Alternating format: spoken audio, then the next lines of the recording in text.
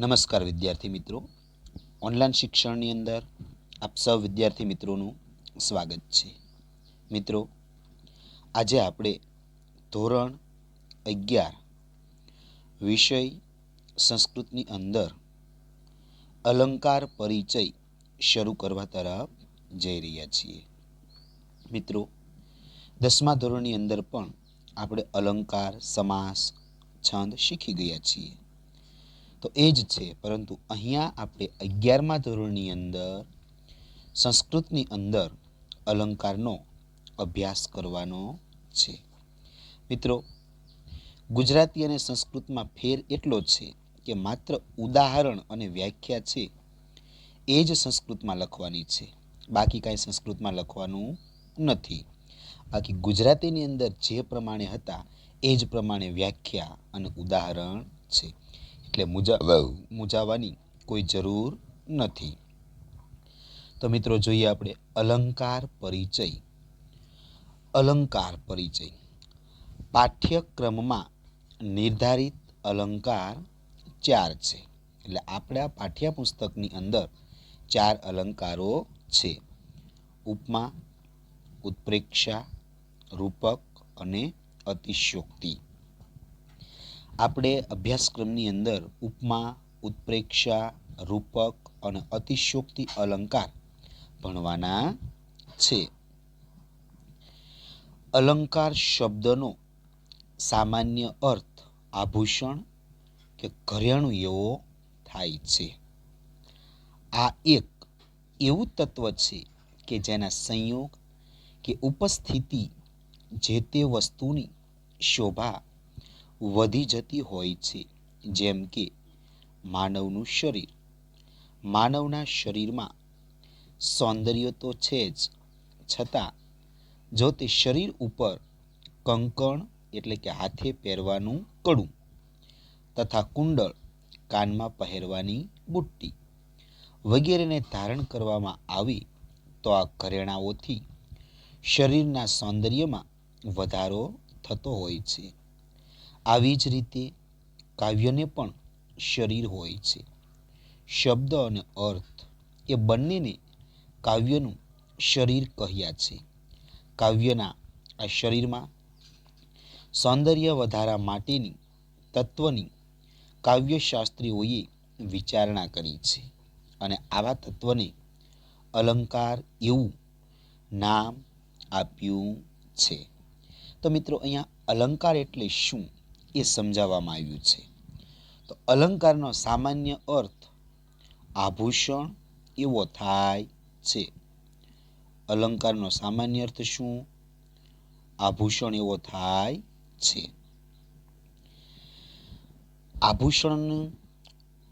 આભૂષણ એટલે કે ઘરેણાં.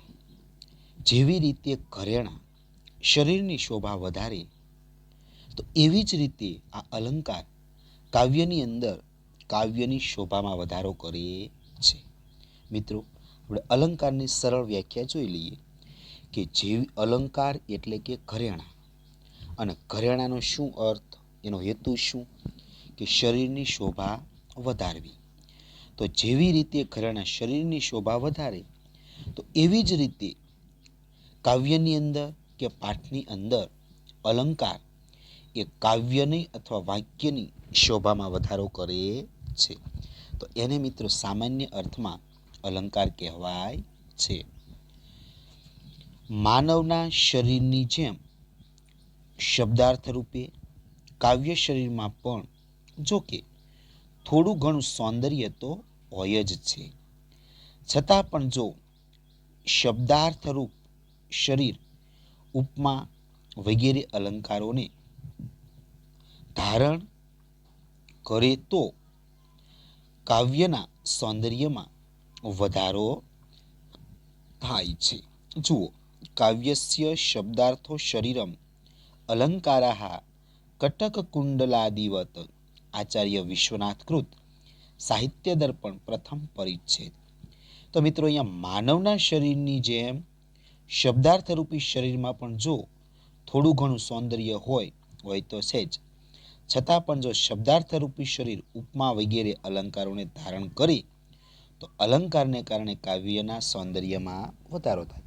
એટલે મિત્રો આપણે સામાન્ય વ્યાખ્યા કે જેવી રીતે ઘરેણાં શરીરની શોભામાં વધારો કરે તો એવી જ રીતે અલંકાર કાવ્યની શોભામાં વધારો કરે છે. આ આપણી મિત્રો સામાન્ય વ્યાખ્યા. સંસ્કૃત સાહિત્યમાં એટલે કે સંસ્કૃતની કાવ્ય, નાટ્ય, કથા વગેરે કૃતિઓમાં, સંસ્કૃત સાહિત્ય એટલે શું કે સંસ્કૃતની અંદર જે કાવ્યો છે, નાટકો છે અને કથાઓ છે એને સંસ્કૃત સાહિત્ય કહેવાય. મિત્રો સંસ્કૃત સાહિત્ય એટલે શું? કાવ્ય, નાટક અને કથા એ છે એમાં સંસ્કૃતની અંદર. અને સંસ્કૃત સાહિત્ય શાસ્ત્રમાં એટલે કે સાહિત્યને લગતી તાત્વિક વિચારણા કરનારું શાસ્ત્ર કે જેને અલંકાર શાસ્ત્ર પણ કહે છે. સંસ્કૃત સાહિત્ય શાસ્ત્ર એટલે શું કે સાહિત્યને લગતી તાત્વિક વિચારણા કરનારું શાસ્ત્ર જેને અલંકાર શાસ્ત્ર કહે છે. અલંકારનું સ્થાન ઘણું મહત્વનું છે. અલંકાર બે પ્રકારના છે. મિત્રો પ્રશ્ન પૂછાય, અલંકારના પ્રકારો કેટલા અને કયા કયા? અલંકારના પ્રકારો કેટલા છે? તો અલંકાર કેટલા? બે પ્રકારના છે.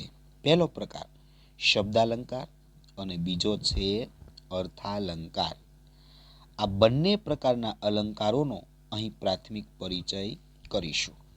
મિત્રો સંસ્કૃત સાહિત્યની અંદર 2 માર્ક્સની અંદર પ્રશ્ન પૂછવામાં આવે છે. તો આપણે પ્રશ્ન છે અલંકારના કેટલા પ્રકારો છે અને કયા કયા? તો અલંકારના 2 પ્રકાર છે, શબ્દાલંકાર અને અર્થાલંકાર. તો મિત્રો હવે આ શબ્દાલંકાર અને અર્થાલંકાર એ બંનેનો આપણે અભ્યાસ કરીશું. પહેલો શબ્દાલંકાર. શબ્દાલંકાર એટલે શું? તો શબ્દ અને વર્ણો થકી જ્યાં કાવ્યની શોભામાં વધારો થઈ રહ્યો હોય તેને શબ્દાલંકાર તરીકે ઓળખવામાં આવે છે. મિત્રો શબ્દાલંકાર એટલે શું એવી વ્યાખ્યા પૂછાય. શબ્દાલંકાર એટલે શું? તો શબ્દ એટલે કે વર્ણ એટલે કે શબ્દ અને વર્ણો થકી જ્યાં કાવ્યની શોભામાં વધારો થઈ રહ્યો હોય તેને શબ્દાલંકાર તરીકે ઓળખવામાં આવે છે. યદિ હરિસ્મરણે સરસમ મનો યદિ વિલાસ કલાસુ કુતૂહલમ મધુર કોમલ કાંત પદાવલીમ શૃણુ તદા જયદેવ સરસ્વતીમ વિવાદે વિષાદે પ્રમાદે પ્રવાસે જલે ચ અનલે પર્વતે શત્રુ મધ્યે અરણ્યે શરણ્યે સદા મામ પ્રપાહી ગતિસ્ત્વમ ત્વમેકા ભવાની. મિત્રો અહીં શબ્દાલંકાર એટલે શબ્દો દ્વારા કાવ્યની શોભામાં કેવી રીતે વધારો થાય એનું ઉદાહરણ આપ્યું છે. પહેલો શ્લોક છે યદિ એટલે કે જો. યદિ એટલે જો. યદિ એટલે જો. હરિસ્મરણે એટલે કે હરિના સ્મરણમાં. હરિસ્મરણે એટલે હરિના સ્મરણમાં. હરિસ્મરણે એટલે હરિના સ્મરણમાં. મનો એટલે કે મનને. મનો એટલે કે મનને. સરસમ એટલે રસ પડતો હોય. સરસમ એટલે કે રસ પડતો હોય. યદિ એટલે જો. હરિસ્મરણે એટલે હરિના સ્મરણમાં. મનો એટલે મનને. સરસમ એટલે રસ પડતો હોય. યદિ એટલે કે જો. યદિ એટલે જો. યદિ એટલે કે જો. વિલાસ કલાસુ એટલે વિલાસ કળાઓમાં. વિલાસ કલાસુ એટલે કે વિલાસ કળાઓમાં. વિલાસ કલાસુ એટલે કે વિલાસ કળાઓમાં. કુતૂહલમ એટલે કે કુતૂહલ હોય તો. કુતૂહલમ એટલે કે કુતૂહલ હોય તો તેની સંતુષ્ટિ માટે. જો હરિના સ્મરણમાં મનને રસ પડતો હોય, જો વિલાસ કળાઓમાં મનને કુતૂહલ હોય તો તેની સંતુષ્ટિ માટે મધુર કોમલ કાંત પદાવલીમ. મધુર એટલે કે મધુર, કોમલ એટલે કે કોમલ, અને કાંત એટલે કે પ્રિય. મધુર, કોમલ અને કાંત એટલે કે પ્રિય પદાવલી ધરાવતી. મધુર, કોમલ અને કાંત પ્રિય પદાવલી ધરાવતી જયદેવ સરસ્વતી એટલે કે કવિ જયદેવની સરસ્વતીને. જયદેવ સરસ્વતી કવિ જયદેવની સરસ્વતીને શૃણુ એટલે કે તો સાંભળો. શૃણુ એટલે કે તો સાંભળો. કે જો હરિના સ્મરણમાં મનને રસ પડતો હોય, જો વિલાસ કળાઓના કુતૂહલ હોય તો મધુર, કોમળ અને પ્રિય પદ ધરાવતી જયદેવની સરસ્વતીને સાંભળો. મિત્રો, અહીંયા શબ્દો દ્વારા કાવ્યની શોભામાં વધારો કરવામાં આવ્યો છે. ત્યારબાદ મિત્રો જોઈએ વિવાદે, વિષાદે, પ્રમાદે, પ્રવાસે, જલે ચા નલે, પર્વતે, શત્રુ મધ્યે. વિવાદે એટલે ઝઘડાઓ વિવાદમાં, વિષાદે એટલે ઝઘડાઓમાં, પ્રમાદે એટલે આળસમાં, પ્રવાસે એટલે પ્રવાસમાં, જલે એટલે પાણીમાં, ચ વત્તા અનલે એટલે કે અગ્નિમાં, પર્વતી એટલે કે પર્વત પર, શત્રુ મધ્યે એટલે શત્રુઓની વચ્ચે, અરણ્ય એટલે વનમાં અથવા જંગલમાં, શરણ્ય એટલે કે હે શરણો આપનારી માં, શરણ્ય એટલે હે શરણો આપનારી માં, સદા એટલે હંમેશા, મામ પ્રપાહી એટલે મારું રક્ષણ કરો, ગતિસ્ત્વમ ગતિસ્ત્વમ ત્વમેકા ભવાની, હે ભવાની માં તું એક જ માત્ર મારું શરણું છે, તું એક જ માત્ર મારી ગતિ છે. મિત્રો, આ શ્લોક આપણે 10મા ધોરણની અંદર ભણી ગયેલા છીએ. તો મિત્રો, અહીં શબ્દાલંકાર એ આપણે પહેલાં વ્યાખ્યા લખવાની, ત્યારબાદ ઉદાહરણ લખવાનું છે.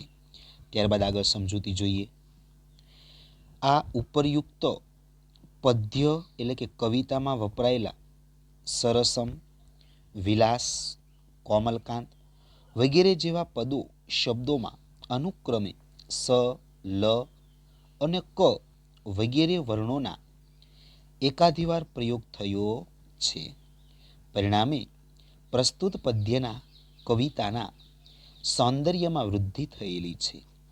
આ સૌંદર્ય વૃદ્ધિની અનુભૂતિ વક્તા જ્યારે આ પદ્યનો પાઠ કરે છે ત્યારે થાય છે. પાઠ દરમિયાન પુનઃ પુનઃ ઉચ્ચારાતા સ, લ, ક વગેરે એક જાતના વિશેષ લઈને જન્મ આપે છે અને આ લય બોલનાર અને સાંભળનાર બંનેને સૌંદર્યની અનુભૂતિ કરાવે છે. આમ અહીં સ, લ વગેરે જેવા વર્ણ કે જે શબ્દથી કાવ્યની શોભામાં વધારો થયો છે, તેથી આ પ્રકારના અલંકારને શબ્દાલંકાર કહેવાય છે. એટલે કે મિત્રો, આપણે સરળ વ્યાખ્યા શું કે શબ્દો દ્વારા કાવ્યની શોભામાં વધારો થાય તો તેને શબ્દાલંકાર કહેવાય છે. ત્યારબાદ મિત્રો જોઈએ આ શબ્દાલંકારની એક મર્યાદા છે.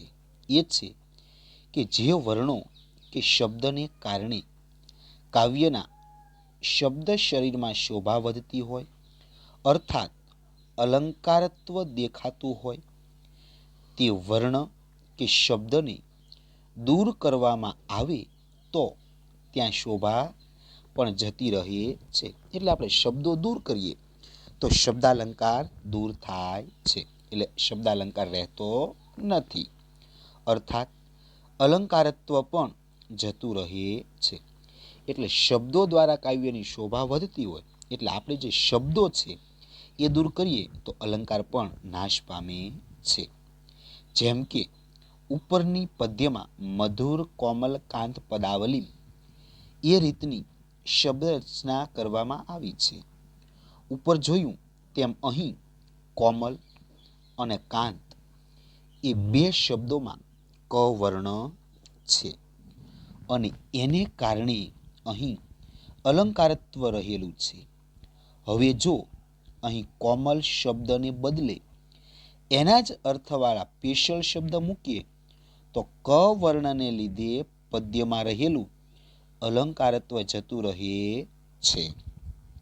એટલે આપણે એના બદલે પર્યાય શબ્દ મૂકીએ કે એને જેવો સમાન સરખો જે શબ્દો હોય તો એના કારણે જે કાવ્યની શોભા થતી હોય તેના બદલે પર્યાય શબ્દ મૂકીએ તો અલંકારત્વ રહેતું નથી. એટલે આ શબ્દાલંકારની અંદર શબ્દો દ્વારા કાવ્યની શોભામાં વધારો થાય છે. અર્થાત કોમલના ક તથા કાંતના કને કારણે અહીં જે સૌંદર્ય અનુભવ્યું હતું તે હવે કોમલને બદલે પેશલ શબ્દ મૂકવાથી અનુભવાશે નહીં. આમ શબ્દાલંકારમાં શબ્દ ખસી જાય તો અલંકારત્વ પણ ખસી જતું હોય છે. આવી જ રીતે વિવાદે પદ્યમાં પણ વવ પપ વગેરે લીધે સૌંદર્ય અનુભવાય છે. આમ જ્યાં શબ્દો દ્વારા કાવ્યની શોભા વધારવામાં આવી છે તેવા શબ્દાલંકારમાં પર્યાય પરિવર્તન એટલે કે બીજો શબ્દ બદલાવાથી એટલે કે એક શબ્દની જગ્યાએ બીજો શબ્દનો બદલો ચલાવી લેવાતો નથી. એટલે શબ્દાલંકારની અંદર શબ્દો દ્વારા કાવ્યની શોભામાં વધારો થતો હોય એટલે સરખો શબ્દ હોય પરંતુ એનો પર્યાય શબ્દ મૂકવામાં આવે તો અલંકાર રહેતો નથી. તો મિત્રો અહીં આપણે શબ્દાલંકારની સમજૂતી જોઈ. ત્યારબાદ મિત્રો બીજો અલંકાર અર્થાલંકાર. શબ્દમાં તો મિત્રો ઉપરનો જે અલંકાર હતો શબ્દાલંકાર એમાં શબ્દો દ્વારા કાવ્યની શોભા વધતી અને શબ્દ બદલાવાથી અલંકાર રહેતો નહોતો. હવે બીજો અલંકાર અર્થાલંકાર. શબ્દમાં રહેલા અર્થ થકી જ્યાં કાવ્યની શોભામાં વધારો થઈ રહ્યો હોય તેને અર્થાલંકાર તરીકે ઓળખવામાં આવે છે. શબ્દમાં રહેલા અર્થ થકી જ્યાં કાવ્યની શોભામાં વધારો થઈ રહ્યો હોય તેને અર્થાલંકાર તરીકે ઓળખવામાં આવે છે. મિત્રો અર્થાલંકાર એટલે શું એની વ્યાખ્યા જણાવો તો આપણે લખવાનું કે શબ્દમાં રહેલા અર્થ દ્વારા જ્યાં કાવ્યની શોભામાં વધારો થાય. ઉપરના અલંકારમાં શું હતું શબ્દ દ્વારા, તો અહીંયાથી વિરુદ્ધ કે અર્થ દ્વારા કાવ્યની શોભામાં વધારો થાય તો તેને અર્થાલંકાર તરીકે ઓળખવામાં આવે છે. મિત્રો પ્રશ્ન પૂછાય અર્થાલંકાર એટલે શું તો અર્થાલંકારની વ્યાખ્યા જણાવો તો શબ્દમાં રહેલા અર્થ થકી કાવ્યની શોભામાં વધારો થઈ રહ્યો હોય તેને અર્થાલંકાર તરીકે ઓળખવામાં આવે છે. તો મિત્રો ઉદાહરણ જોઈએ. વાગર્થ ઇવ સંપૃક્તો વાગર્થ પ્રતિ પ્રત્યે જગત પિતરો વંદે પાર્વતી પરમેશ્વરો. વાગર્થ ઇવ સંપૃક્તો વાગર્થ ઇવ સંપૃક્તો વાગર્થ પ્રતિ પ્રત્યે જગત પિતરો વંદે પાર્વતી પરમેશ્વર. એટલે શ્લોકા શબ્દ અને અર્થની જેમ વાગર્થ ઇવ એટલે શબ્દ અને અર્થની જેમ. વાગર્થ ઇવ સંપૃક્તો એટલે કે શબ્દ અને અર્થની જેમ. સંપૃક્તો એટલે હંમેશા જોડાયેલા રહેતા.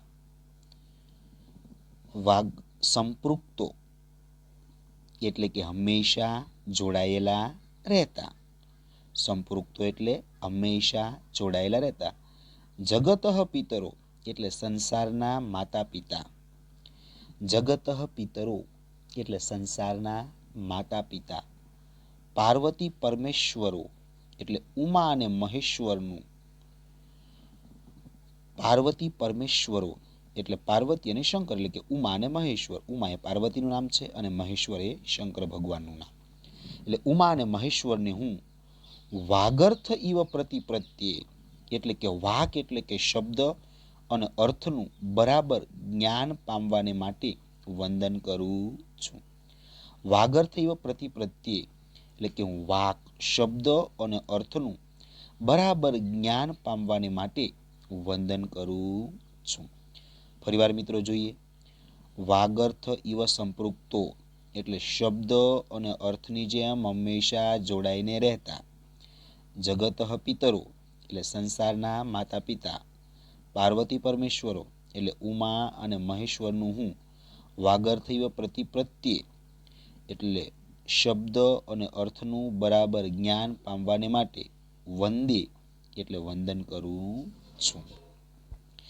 તો મિત્રો, આપણે અર્થાલંકાર સમજાવો એમ કે તો સૌથી પહેલાં વ્યાખ્યા લખવાની, ત્યારબાદ ઉદાહરણ લખવાનું અને એની સમજૂતી લખવાની. તો મિત્રો, સમજૂતી જોઈએ. ઉપરયુક્ત પદ્ય શ્લોકમાં જે વાગર્થો પદ છે તેનો અર્થ વાક એટલે કે શબ્દ અને અર્થ છે. વાગર્થો શબ્દનો અર્થ શું થાય? વાક એટલે કે શબ્દ અને અર્થ. જે પાર્વતી પરમેશ્વરો પદ છે તેનો અર્થ પાર્વતી ઉમા અને પરમેશ્વર એટલે કે શિવ છે. પાર્વતી પરમેશ્વરો પદ છે એનો અર્થ શું થાય? પાર્વતી એટલે ઉમા અને પરમેશ્વર એટલે શિવ છે. આ અર્થને ધ્યાનમાં રાખીને અહીં કહેવામાં આવી રહ્યું છે કે શબ્દ અને અર્થની જેમ વાગર્થો ઇવ એટલે કે શબ્દ અને અર્થની જેમ પાર્વતી અને પરમેશ્વર પણ હંમેશા એક સાથે રહેનારા છે. આ રીતે અહીં પાર્વતી પરમેશ્વરની શબ્દ અને અર્થની સાથે સરખામણી કરી હોવાથી ઉપમા નામનો અલંકાર છે. આપણે જોઈ શકીએ છીએ કે ઉપમા નામનો અલંકાર કોઈ વર્ણ કે શબ્દને કારણે નથી, પરંતુ પદ્યમાં વપરાતા પદોના અર્થને કારણે છે. તેથી આ પ્રકારના અલંકારને અર્થાલંકાર કહેવાય છે. આ પ્રકારના અલંકારની એક વિશેષતા છે. ઉપર જોયું તેમ અહીં શબ્દમાં રહેલા અર્થને કારણે અલંકારત્વ હોય છે. એટલે તે અર્થને કહેનારો જે શબ્દ હતો તે શબ્દને ખસેડી લેવામાં આવે અને તેને બદલે તેના અર્થ જેવો જ અર્થ આપનાર બીજો શબ્દ વાપરવામાં આવે તો પણ અલંકાર અદૃશ્ય થઈ જતો નથી. જેમ કે ઉપરના પદ્યમાં પાર્વતી પરમેશ્વર જેની સાથે સરખામણી કરવામાં આવી છે તે વાગર્થો શબ્દને બદલે એના જ અર્થવાળો શબ્દાર્થો, શબ્દ અને અર્થ શબ્દ મૂકીએ તો પણ અહીં ઉપમા અલંકાર અદૃશ્ય થઈ જતો નથી. અર્થાત વાગર્થોએ શબ્દ અને તેના અર્થના કારણે અહીં જે ઉપમા અલંકાર જન્મ્યો છે તે શબ્દાર્થો એમ કહીને પણ જાળવી શકાય છે. આમ જ્યાં અર્થ દ્વારા કાવ્યની શોભા વધારવામાં આવી છે તેવા અર્થાલંકારમાં પર્યાય પરિવર્તન એટલે કે એક શબ્દની જગ્યાએ બીજો શબ્દ બદલો સહન કરી શકાય છે. સંસ્કૃતમાં શબ્દાલંકારોની સંખ્યા ઓછી છે અને તેમનું મહત્વ પણ પ્રમાણમાં ઓછું છે, જ્યારે અર્થાલંકારની સંખ્યા ઘણી છે અને તેનું મહત્વ પણ પ્રમાણમાં વધુ છે. પાઠ્યક્રમમાં શબ્દાલંકારનો સમાવેશ નથી, માત્ર 4 અર્થાલંકારનો સમાવેશ છે. તેથી અહીં એ 4 અર્થાલંકારોનો જ વિચાર કરવામાં આવ્યો છે. તો મિત્રો, અર્થાલંકાર એટલે શું? વ્યાખ્યા આપી સમજાવો. તો શબ્દમાં રહેલા અર્થ દ્વારા કાવ્યની શોભામાં વધારો કરવામાં આવે તો એને મિત્રો અર્થાલંકાર કહેવાય છે. તો તો એનું મિત્રો આપણે ઉદાહરણ પણ જોયું. એટલે કાવ્યની શોભા વધારવા માટે જો આપણે શબ્દ બદલી નાખીએ પરંતુ એ જ અર્થ થતો હોય એવો શબ્દ મૂકીએ એટલે અર્થ બદલાય નહીં, તો એને કેવો અર્થાલંકાર કહેવામાં આવે છે. એટલે જ્યાં અર્થ દ્વારા કાવ્યની શોભામાં વધારો કરવામાં આવે એટલે કે એનો પર્યાય શબ્દ મૂકીએ તો પણ એનું પરિવર્તન થતું નથી. એટલે જ્યાં અર્થ દ્વારા કાવ્યની શોભામાં વધારો કરવામાં આવે તેને અર્થાલંકાર કહેવામાં આવે છે. ત્યારબાદ મિત્રો, સંસ્કૃત સાહિત્યની અંદર અર્થાલંકારની સંખ્યા વધારે છે, શબ્દાલંકારની સંખ્યા ઓછી છે. અહીંયા આપણે 4 અલંકારો ભણવાના છે. તો મિત્રો, પહેલો અલંકાર ઉપમા અલંકાર. તો મિત્રો સમજૂતી જોઈએ. ઉપમા અલંકાર. સાધમ્યમ ઉપમા અલંકાર. સાધમ્યમ ઉપમા ભેદે. મિત્રો 2 માર્ક્સની અંદર અલંકાર પૂછાય. ઉપમા અલંકાર સમજાવો એવી રીતે આપણને પ્રશ્ન પૂછવામાં આવે છે. તો મિત્રો, આપણે સૌ પ્રથમ અલંકારનું નામ લખવાનું, ત્યારબાદ વ્યાખ્યા મુદ્દો પાડવાનો. વ્યાખ્યા. તો વ્યાખ્યા શું છે? સાર્ધમ્યમ ઉપમા ભેદે. ઉપમા અલંકારની સંસ્કૃતમાં વ્યાખ્યા મિત્રો લખવાની છે, એટલે યાદ રહે. સંસ્કૃત અને ગુજરાતી બંનેમાં લખવાની છે. તો વ્યાખ્યા શું? સાર્ધમ્યમ ઉપમા ભેદે. સાર્ધમ્યમ ઉપમા ભેદે અર્થાત 2 કે જુદી જુદી વસ્તુઓમાં રહેલા એક સમાન ધર્મને કારણે જ્યારે એકને બીજાની સાથે સરખાવવામાં આવે ત્યારે ત્યાં ઉપમા અલંકાર કહેવાય છે. સાધમ્યમ ઉપમા ભેદે એટલે શું? કે 2 જુદી જુદી વસ્તુઓમાં રહેલા એક સમાન ધર્મને કારણે જ્યારે એકને બીજાની સાથે સરખાવવામાં આવે છે ત્યારે ત્યાં ઉપમા અલંકાર બને, એટલે તેને ઉપમા અલંકાર કહેવાય. તો મિત્રો, આ એની વ્યાખ્યા થઈ. ત્યારબાદ બીજો મુદ્દો પાડવાનો, ઉદાહરણો. પહેલો મુદ્દો મિત્રો આપણે પાડ્યો વ્યાખ્યા, પહેલો મુદ્દો. બીજો મુદ્દો અનુવાદ, અને ત્રીજો મુદ્દો છે એ ઉદાહરણ. ત્રીજો મુદ્દો શું? ઉદાહરણ. તો મિત્રો ઉપર જે હતું એ જ ઉદાહરણ છે અહીંયા. વાગર્થૈવ સંપૃક્તો વાગર્થ પ્રતિપ્રત્યે જગતઃ પિતરો વંદે પાર્વતી પરમેશ્વર. વાગર્થ ઇવ સંપૃક્તો વાગર્થ પ્રતિપ્રત્યે જગતઃ પિતરો વંદે પાર્વતી પરમેશ્વરો. મિત્રો, વ્યાખ્યા અને ઉદાહરણ બંને આપણે સંસ્કૃત અને ગુજરાતી બંનેમાં યાદ રાખવાના છે. એટલે થોડી પ્રેક્ટિસ કરશો એટલે યાદ રહી જશે, અઘરું છે નહીં. એટલે મિત્રો ખાસ ધ્યાન રાખજો. અર્થાત શબ્દ અને અર્થની જેમ કાયમી રીતે જોડાયેલા જગતના માતા પિતા એવા પાર્વતી અને પરમેશ્વરને હું વાગર્થની પ્રાપ્તિ માટે વંદન કરું છું. મિત્રો ઉદાહરણ જોઈએ. વાગર્થૈવ સંપૃક્તો વાગર્થ પ્રતિપ્રત્યે જગતઃ પિતરો વંદે પાર્વતી પરમેશ્વરો. વાગર્થ ઇવ એટલે કે શબ્દ અને અર્થની જેમ. વાગર્થ ઇવ એટલે શબ્દ અને અર્થની જેમ. સંપૃક્તો એટલે કાયમી રીતે જોડાયેલા. સંપૃક્તો એટલે કાયમી રીતે જોડાયેલા. જગતઃ પિતરો એટલે જગતના માતા અને પિતા. જગતઃ પિતરો એટલે જગતના માતા અને પિતા. પાર્વતી પરમેશ્વરો એટલે કે એવા પાર્વતી અને પરમેશ્વરને. પાર્વતી પરમેશ્વરો, પાર્વતી અને પરમેશ્વરને હું વાગર્થૈવ પ્રત્યે એટલે વાગર્થની પ્રાપ્તિ માટે, એટલે વાણીની પ્રાપ્તિ માટે. વંદે એટલે વંદન કરું છું. વંદે એટલે વંદન કરું છું. શબ્દ અને અર્થની જેમ કાયમી રીતે જોડાયેલા જગતના માતા અને પિતા એવા પાર્વતી અને પરમેશ્વરને હું વાગર્થની પ્રાપ્તિ માટે વંદન કરું છું.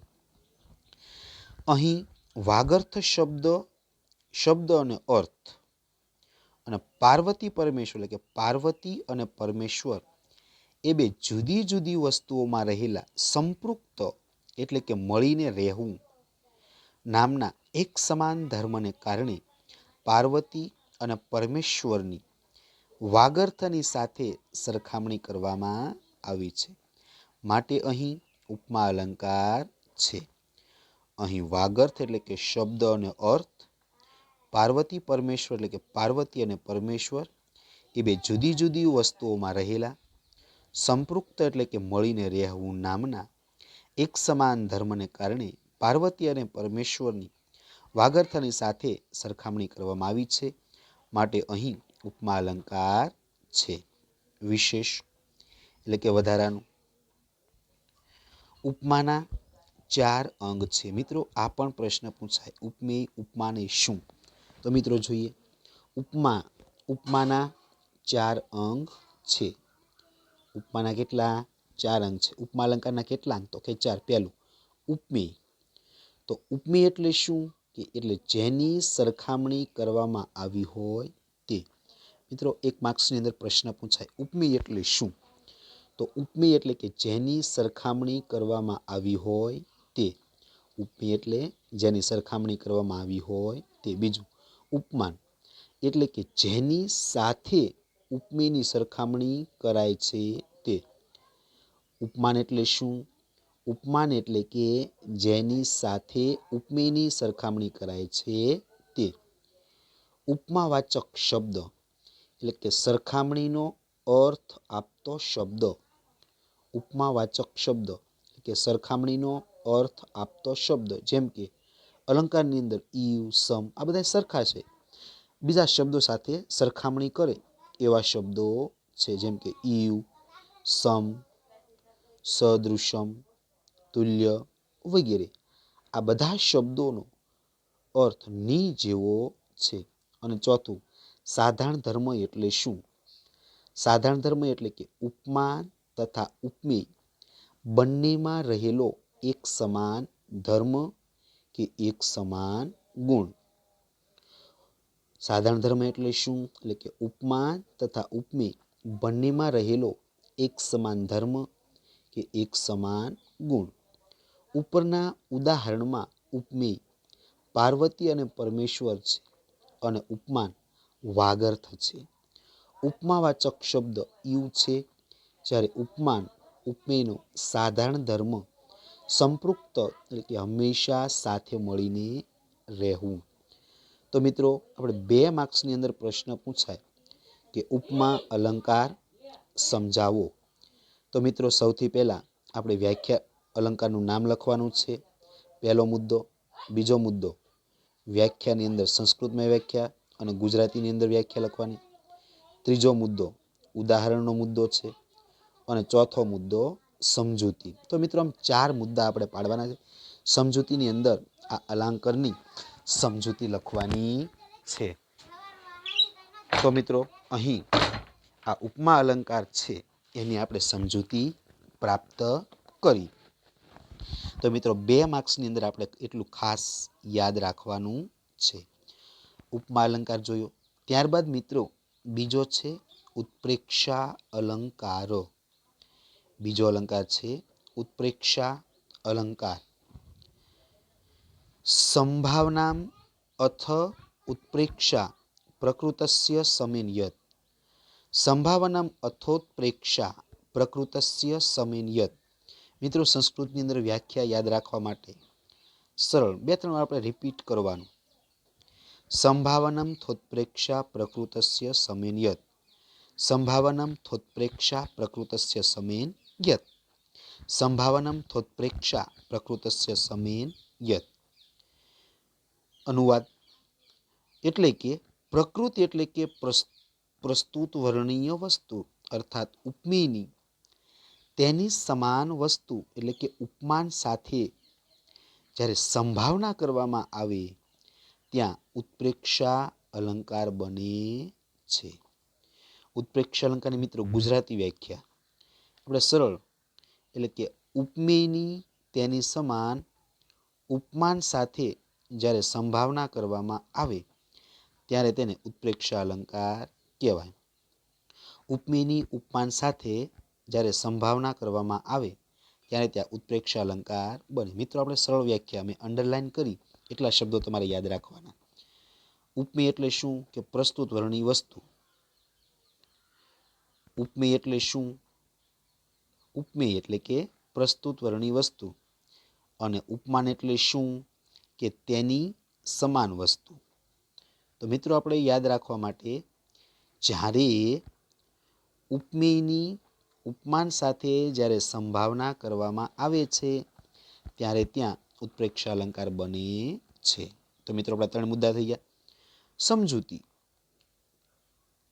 સ્ત્રીણામ વિરેજુ મુખ પંકજાની સક્તાની હર્મેશુ ઇવ પંકજાની. સ્ત્રીણામ વિરેજુ મુખ પંકજાની સક્તાની હર્મેશુ ઇવ પંકજાની. તો મિત્રો, સમજૂતી જોઈએ. સ્ત્રીણામ એટલે સ્ત્રીઓના, સ્ત્રીણામ એટલે કે સ્ત્રીઓના, મુખ પંકજાની એટલે મુખ કમળ, મુખ પંકજાની એટલે કે મુખ કમળ, ઇવ એટલે જાણે કે, ઇવ એટલે જાણે કે, ઇવ એટલે જાણે કે, હર્મેશુ એટલે કે મહેલના ઝરૂખામાં, હર્મેશુ એટલે કે મહેલના ઝરૂખામાં જડાયેલ, હર્મેશુ ઇવ એટલે કે મહેલના ઝરૂખામાં જડાયેલ, પંકજાની એટલે કે કમળ હોય, પંકજાની એટલે કમળ હોય તેમ, અને વિરેજુહુ એટલે શોભતા હતા, વિરેજુહુ એટલે શોભતા હતા. સ્ત્રીઓના મુખ કમળ જાણે કે મહેલના ઝરૂખામાં જડાયેલા કમળ હોય તેમ શોભતા હતા. મિત્રો, આપણે અહીંયા મુદ્દા પાડવાના. ઉત્પ્રેક્ષા અલંકાર સમજાવો. તો પહેલો મુદ્દો વ્યાખ્યા એટલે સંસ્કૃત અને ગુજરાતી બંનેમાં લખવાની. બીજો મુદ્દો ઉદાહરણ, પહેલો મુદ્દો, બીજો મુદ્દો, અને ત્રીજો મુદ્દો છે એ મિત્રો સમજૂતી. તો આપણે મુદ્દા પાડીને લખવાનું છે. તો મિત્રો, સમજૂતી જોઈએ. અહીં મુખ ઉપમેય છે અને કમળ ઉપમાન છે. અહીં મુખ ઉપમેય છે અને કમળ ઉપમાન છે. અહીં ઉપમેય એટલે કે મુખની, ઉપમાન એટલે કે કમળ તરીકે સંભાવના દર્શાવી છે. એટલે કે સ્ત્રીઓના મુખ કમળ જાણે કે મહેલના ઝરૂખામાં જકડાયેલા કમળ હોય તેમ શોભતા હતા. એટલે કે મુખની કમળ તરીકે સંભાવના, એટલે કે મુખ જેમ કમળ હોય, કમળની સાથે સરખામણી કરી છે. મુખની કોની સાથે સરખામણી કરી? કમળ સાથે. એટલે કે ઉપમેય જાણે કે ઉપમાન હોય એવી સંભાવના કરવામાં વાસ્તવિકમાં હોતું નથી. બીજા શબ્દોમાં કહીએ તો ઉપમા અલંકારમાં ઇવ ઉપમાવાચક અવયવનો અર્થ ના જેવું લેવાય, જ્યારે ઉત્પ્રેક્ષા અલંકારમાં ઇવ શબ્દ યાદ રાખવાનો. મિત્રો, ઉત્પ્રેક્ષા અલંકારની અંદર ઇવ જાણે રખે શકે આપણે ગુજરાતીમાં આવે એમ સંસ્કૃતની અંદર ઇવ શબ્દ યાદ રાખવાનો. ઇવ અવયવનો અર્થ જાણે કે એમ લેવાય છે. વળી ઉત્પ્રેક્ષા અલંકારમાં આ ઇવ અવયવનો સંબંધ ક્રિયાપદ સાથે વર્તાય છે, કોઈ કારણ પદ સાથે નહીં. જ્યારે ઉપમા અલંકારમાં અર્થના સંદર્ભે તે મોટે ભાગે કોઈ કારક પદની સાથે સંબંધ હોય છે. ટૂંકમાં ઉત્પ્રેક્ષામાં સંભાવના, ધારણા કે કલ્પનાનું તત્વ હોય છે. આગળના પાઠ 9માં આવતા લિંપતિ તવ અંગાની વર્ષતી નભ આંજનમ ઇવ. મિત્રો, બીજું ઉત્પ્રેક્ષા અલંકારનું ઉદાહરણ છે. લિંપતિ ઇવ તમો અંગાની વર્ષતી આંજનમ નભઃ. એટલે કે શરીરના અંગોને અંધારું જાણે કે લીંપી રહ્યું છે. તમઃ અંગોની, અંગાની, તમઃ અંગોની એટલે કે શરીરના અંગોને અંધારું જાણે કે, લિંપતિ ઇવ એટલે લીંપી રહ્યું છે. નભઃ એટલે કે આકાશ. આકાશ જાણે કે વર્ષતી આંજનમ એટલે અંજન એટલે કે કાજળ વરસાવી રહ્યું છે. લિંપતિ તમો અંગાની લિંપતિ ઇવ તમો અંગાની વર્ષતી આંજનમ નભઃ. લિંપતિ ઇવ તમો અંગાની વર્ષતી નભ આંજનમ એટલે કે શરીરના અંગોને અંધારું જાણે કે લીપી રહ્યું છે. આકાશ જાણે કે અંજળ કાજળ વરસાવી રહ્યું છે. એમાં પણ ઉત્પ્રેક્ષા અલંકાર છે. તો મિત્રો, ઉત્પ્રેક્ષા અલંકારની અંદર આપણે મુદ્દા પ્રમાણે લખવાનું. સૌથી પહેલાં અલંકારનું નામ, પછી પહેલો મુદ્દો પાડવાનો વ્યાખ્યા. વ્યાખ્યાની અંદર સંસ્કૃતમાં અને ગુજરાતીમાં વ્યાખ્યા લખવાની છે. ત્યારબાદ બીજો મુદ્દો ઉદાહરણ સંસ્કૃતની અંદર લખવાનું છે અને નીચે એનો અનુવાદ અને ત્યારબાદ સમજૂતી. મિત્રો, આમ આપણે 4 મુદ્દા પાડવાના છે. ત્યારબાદ ત્રીજો અલંકાર રૂપક અલંકાર. ત્રીજો અલંકાર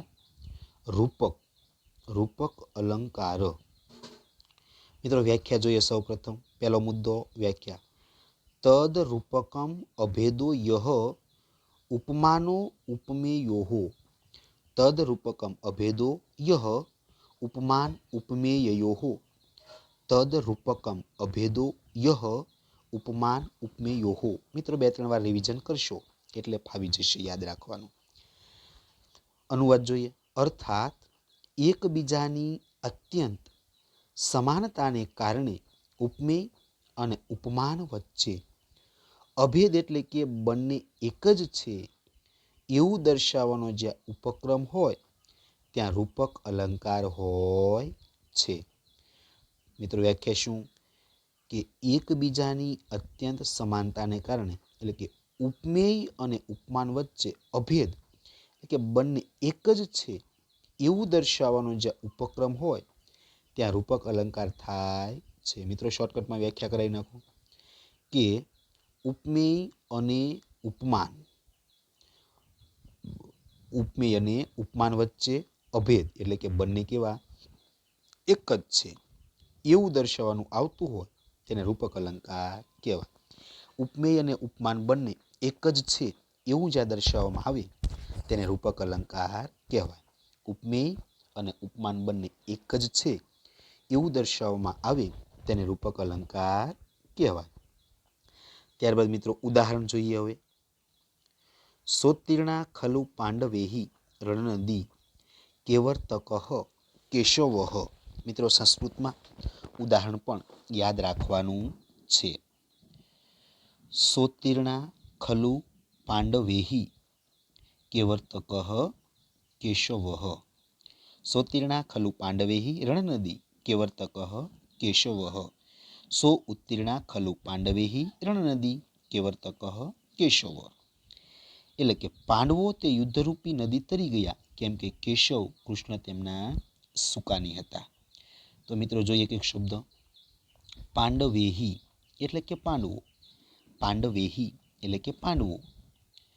રણ નદી એટલે કે તે યુદ્ધરૂપી નદી.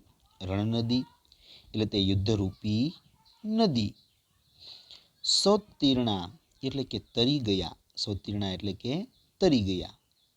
પાંડવો તે યુદ્ધરૂપી નદી તરી ગયા. ખલુ એટલે કે ખરેખર.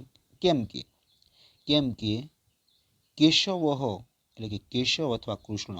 કેશવ એટલે કેશવ અથવા કૃષ્ણ તેમના કેવર્તકઃ એટલે સુકાની હતા. કેવર્તકઃ એટલે સુકાની હતા. પાંડવો તે યુદ્ધરૂપી નદી તરી ગયા કેમ કે કેશવ કૃષ્ણ તેમના સુકાની હતા. તો મિત્રો, પહેલો મુદ્દો વ્યાખ્યા સંસ્કૃત ગુજરાતીમાં, બીજો મુદ્દો ઉદાહરણ અને ત્રીજો મુદ્દો સમજૂતી. તો મિત્રો, આમ મુદ્દા પાડવાના. તો મિત્રો, સમજૂતી જોઈએ. અહીં યુદ્ધ અને નદી એમ 2 વસ્તુ છે. આ 2 વસ્તુઓમાંથી યુદ્ધને નદી સાથે સરખાવવામાં આવ્યું છે એટલે કે યુદ્ધ રણ ઉપમેય છે. યુદ્ધ એ શું છે? ઉપમેય છે. જ્યારે નદી ઉપમાન છે. આ ઉપમાન અને ઉપમેય એટલે કે નદી અને યુદ્ધમાં અત્યંત સમાનતા છે એમ માનીને અહીં બંને વચ્ચે અભેદ એટલે કે બંને એક જ છે એમ માનવામાં આવ્યું છે. આથી અહીં રૂપક અલંકાર છે. મિત્રો શોર્ટકટમાં કે અહીં યુદ્ધ અને નદી બે વસ્તુ છે. આ બે વસ્તુમાંથી યુદ્ધને નદી સાથે સરખાવવામાં આવ્યું છે એટલે યુદ્ધ ઉપમેય છે, જ્યારે નદી ઉપમાન છે. એટલે ઉપમાય અને ઉપમાન એટલે કે નદી અને યુદ્ધમાં અત્યંત શું છે? સમાનતા છે. એમ માની બંને કેવા છે? એક જ માનવામાં આવ્યા છે. આથી અહીં રૂપક અલંકાર બને છે. તો મિત્રો ઉપમેય અને ઉપમાન બંને એક જ હોય એવી કલ્પના જ્યારે કરવામાં આવે ત્યારે રૂપક અલંકાર બને. તો મિત્રો આ સમજૂતી. ત્યારબાદ આગળ જોઈએ વિશેષ. ઉપમા અલંકારની માફક અહીં માત્ર સરખામણી જ નથી હોતી, પણ ઉપમેય અને ઉપમાન એક જ છે એવું માનવામાં આવે છે. જો કે ઉપમેય અને ઉપમાન બંને જુદા જુદા હોય છે, તેમની વચ્ચે ભેદ પણ પ્રગટ રૂપે રહેલો હોય છે, છતાં તેમની વચ્ચે અત્યંત સમાનતા માની લઈને વક્તા તેમની વચ્ચે અભેદ દર્શાવે છે. જેમ કે અહીં ઉપમેય રણ એટલે કે યુદ્ધ અને ઉપમાન નદી એ બંને જુદી જુદી વસ્તુઓ છે. તેમના જુદા જુદા હોવાનો ભેદ સ્પષ્ટ રૂપે છે, છતાં અહીં રણ અને નદીની વચ્ચે અત્યંત સમાનતા બંનેમાં તટ છે, જળ છે, મગર છે એ રૂપમાં બતાવતી હોવાથી રણ નદીના રૂપક અલંકાર એમ કહેવાય છે. ત્યારબાદ મિત્રો લાસ્ટ ચોથો અલંકાર અતિશયોક્તિ અલંકાર. ચોથો અલંકાર મિત્રો અતિશયોક્તિ અલંકાર. અતિશય ઉક્તિ એટલે વધારે પડતું, વધારીને કહેવું. અતિશય વત્તા ઉક્તિ. મિત્રો સંધિ છૂટી પડી. અતિશય વત્તા ઉક્તિ. અતિશય એટલે વધારે પડતું અને ઉક્ત એટલે બોલવું અથવા કહેવું. વધારીને કહેવું તે. તો મિત્રો એની વ્યાખ્યા જોઈએ. સૌપ્રથમ પહેલો મુદ્દો શું? વ્યાખ્યા. અને વ્યાખ્યા છે એમાં સંસ્કૃતની અંદર લખવાની છે. તો પહેલો મુદ્દો વિવક્ષા યા વિશેષસ્ય લોકસ્મિન અતિવર્તિની અસાવતિશ્યોક્તિ સ્યાત અલંકારોત્તમ યથા. વિવક્ષા યા વિશેષસ્ય લોકસીમાંતિવર્તિની અસાતવ અતિશયોક્તિ સ્યાત અલંકારોત્તમ યથા. એટલે કે જ્યાં લોક મર્યાદાનું અતિક્રમણ કરીને વર્ણન કરવામાં આવે છે, એટલે કે અલૌકિક કે અસામાન્ય વર્ણન કરવામાં આવે છે, ત્યાં અતિશયોક્તિ અલંકાર છે આ એક પ્રકારનો ઉત્તમ પ્રકારનો અલંકાર છે. ફરીવાર મિત્રો વ્યાખ્યા જોઈએ. લોક સીમાવર્તીની એટલે કે જ્યાં લોક મર્યાદાનું અતિક્રમણ કરીને, લોક સીમાથી વર્તીને એટલે કે જ્યાં લોક મર્યાદાનું અતિક્રમણ કરીને વિવક્ષા એટલે કે વર્ણન કરવામાં આવે છે. વિવક્ષા એટલે કે વર્ણન કરવામાં આવે છે. એટલે કે અસાવ અતિશયોક્તિ એટલે કે અલૌકિક કે અસામાન્ય વર્ણન કરવામાં આવે છે. વિશેષસ્ય એટલે કે અલૌકિક કે અસામાન્ય વર્ણન કરવામાં આવે છે. અસાવિત્ય સ્યાતમ અલંકારોત્તમ. અસાવિશ્ય યોક્તિ સ્યાત એટલે કે તે અતિશયોક્તિ અલંકાર છે. અલંકારોત્તમ યથા કે આ એક પ્રકારનો ઉત્તમ પ્રકારનો અલંકાર છે. ફરીવાર મિત્રો જોઈ લઈએ. લોક સીમાવર્તીની એટલે કે જ્યાં લોક મર્યાદાનું અતિક્રમણ કરીને, જ્યાં લોક મર્યાદાનું અતિક્રમણ કરીને વિવક્ષા એટલે કે વર્ણન કરવામાં આવે છે. લોક સીમાવર્તીની વિવક્ષા એટલે કે લોક મર્યાદાનું અતિક્રમણ કરીને વર્ણન કરવામાં આવે છે. યા એટલે કે વિશેષસ્ય વિવક્ષા. વિશેષસ્ય એટલે કે અલૌકિક કે અસામાન્ય વર્ણન કરવામાં આવે છે. વિશેષસ્ય એટલે અસામાન્ય, અલૌકિક કે અસામાન્ય વર્ણન કરવામાં આવે છે. અસ્તિ અતિશયોક્તિ સ્યાત એટલે કે તે અતિશયોક્તિ અલંકાર થાય છે. અલંકાર ચ ઉત્તમાયથા એટલે કે આ એક ઉત્તમ પ્રકારનો અલંકાર છે. એટલે કે જ્યાં લોકમર્યાદાનું અતિક્રમણ કરીને વર્ણન કરવામાં આવે એટલે અલૌકિક કે અસામાન્ય વર્ણન કરવામાં આવે ત્યાં અતિશયોક્તિ અલંકાર થાય છે. અને આ એક પ્રકારનો ઉત્તમ પ્રકારનો અલંકાર છે. ત્યારબાદ મિત્રો વ્યાખ્યા જોઈ, અનુવાદ જોયો. હવે ઉદાહરણ, ત્રીજો મુદ્દો. ઉદેતિમ પૂર્વ કુસુમમ તતઃ ફૂલમ ધનો ઉદય પ્રાકૃત તદંતરમ પય નિમિત્ત નૈમિત કેવરમ ક્રમ તવ પ્રાસાદસ્ય પુરસ્તુ સંપદ. ઉદેતિ પૂર્વ કુસુમતમ તતઃ ફલમ ધનોદય પ્રાકૃત તદંતરમ પય નિમિત્ત નૈમિતકયો અયમ ક્રમ તવ પ્રસાદસ્ય પુરસ્તુ સંપદ. તો મિત્રો અનુવાદ જોઈએ. શ્લોકનો અર્થ: પહેલા ફૂલ ઉગે છે અને પછી ફળ આવે છે. પહેલા વાદળ આવે છે અને પછી વર્ષારૂપ જળ. આમ નિમિત્ત એટલે કે કારણ અને નૈમિતિક એટલે કે કાર્યનો ક્રમ હોય છે. એટલે કે પહેલા નિમિત્ત અર્થાત કારણ પ્રગટ થાય છે અને તે પછી નૈમિતિક અર્થાત કાર્ય જન્મે છે. પરંતુ હે રાજન, તમારા કૃપા પ્રસાદની પહેલા જ સંપત્તિ આવી જાય છે. પહેલા ફૂલ ઉગે છે અને પછી ફળ આવે છે. પહેલા વાદળ આવે છે અને પછી વર્ષારૂપ જળ. આમ નિમિત્ત કારણ અને નૈમિતિક કાર્યનો ક્રમ હોય છે. એટલે કે પહેલા નિમિત્ત અર્થાત કારણ પ્રગટે છે અને તે પછી નૈમિતિક અર્થાત કાર્ય જન્મે છે. પરંતુ હે રાજન, તમારા કૃપા પ્રસાદની પહેલા જ સંપત્તિ આવી જાય છે. અહીં કારણ પછી કાર્યનું મિત્રો ત્યાર પછી સમજૂતી લેવાની છે.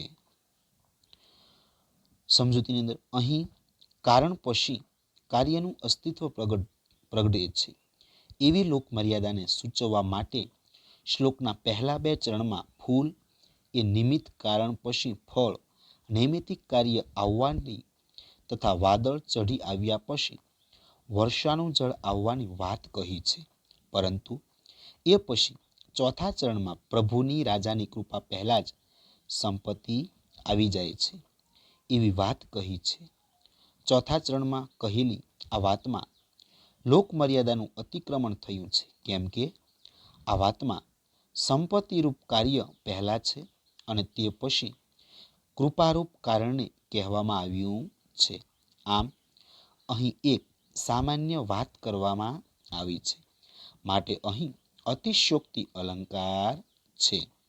વિશેષ કોઈ વ્યક્તિ કે વસ્તુનું મહત્વ સૂચવવાનો આ એક ઉપાય છે. તેને સામાન્ય વ્યક્તિ કે વસ્તુ કરતાં જુદી જ બતાવવી. આ માટે પહેલાં તો બધી વ્યક્તિ કે વસ્તુના સંદર્ભે રહેલી કોઈ એક ચોક્કસ શ્લોક મર્યાદાને કહેવાની હોય છે. તે પછી જે તે વ્યક્તિ કે વસ્તુનું મહત્વ બતાવવાનું હોય છે. તેમાં બધે જોવા મળતી લોક મર્યાદા અહીં નથી એવું બતાવવાનો ઉપક્રમ કરવાનો હોય છે. આ ઉપરાંત ઉપમેય અને ઉપમાન વચ્ચે સમાનતાનો અતિરેક બતાવવા, ઉપમેયને બદલે ઉપમાનનું વર્ણન કરવામાં આવે અને સંબંધ વગરના પદાર્થો વચ્ચે સંબંધ દર્શાવવામાં આવે તો પણ ત્યાં લોક મર્યાદાનું ઉલ્લંઘન થઈ જતું હોય છે. માટે ત્યાં પણ અતિશયોક્તિ અલંકાર થતો હોય છે. આવા ઉપક્રમથી તે વ્યક્તિ કે વસ્તુનું મહત્વ અસરકારક રીતે વધી જતું હોય છે.